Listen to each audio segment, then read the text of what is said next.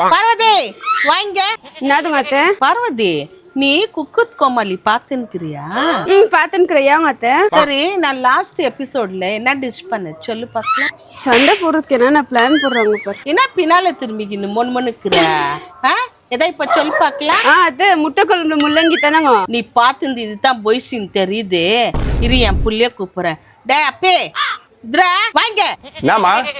ஏ அப்பே, நான் லாஸ்ட் எபிசோட்ல என்ன டிஷ் செஞ்சேன்னு சொல்லு.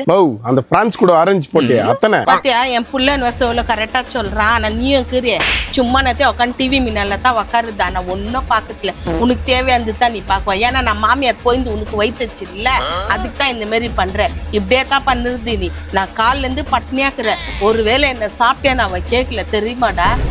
நான் எங்கேயோ ஊர்ல இருக்கும் போதாவது 3 வேளை துண்ணுக்குன்னு நல்லா பெட்லயே இருந்தேன்.